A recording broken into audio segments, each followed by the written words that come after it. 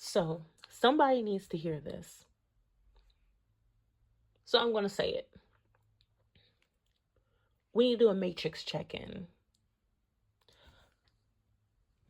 Layer 2.5, the simulation of healing, aka the conscious consumer trap. This is one of the trickiest traps. You think you've evolved, but nothing actually shifted. So, if this message hits, it's because it was meant to. Let's unloop. So, I know you guys know someone that acts like this. And you might even be that someone. You think you got the matrix figured out. You think you've done the work because you know the language. Well, I'm here to tell you, you're still stuck. You don't believe me? Let me walk you through what's really happening here. This stage is where people land after breaking free from surface level roles of layer 1. Yeah, they start waking up. They feel more conscious. But instead of actually healing, they get caught up in watching endless healing content, throwing around therapy terms. Yeah, I know it sounds familiar. Sounding deep, but still stuck in the same emotional loops. You're not blind anymore, but you're still spinning. You just learned how to name the pattern. That's not the same as breaking it, though.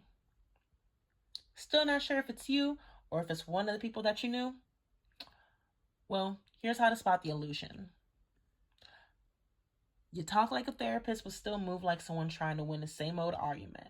Saying my inner child needs this validation is real. But if you're using it to avoid accountability or dodge conflict, that's not healing. That's emotional loopholing. Number 2, you renamed avoidance and wrapped it in spirituality. Ghosting someone isn't a boundary.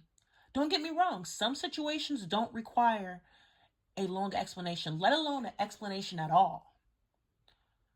But if you're ghosting people and scared to even speak your truth about it, there's a reason for that.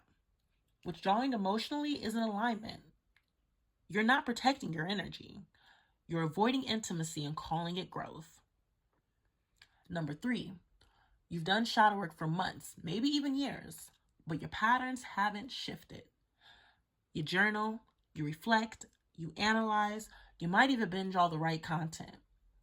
But if your relationship cycles, your money cycles, your nervous system responses still look the same, you're looping, you're not healing. And if no one else told you that, I'm telling you now. Number 4, you repeat affirmations all day, but betray your own boundaries every night. Saying, I am safe, doesn't work if your choices still come from survival mode. Affirmations without nervous system regulation are just decorative mantras. Number 5, you got really good at naming your trauma, and that's where it stopped.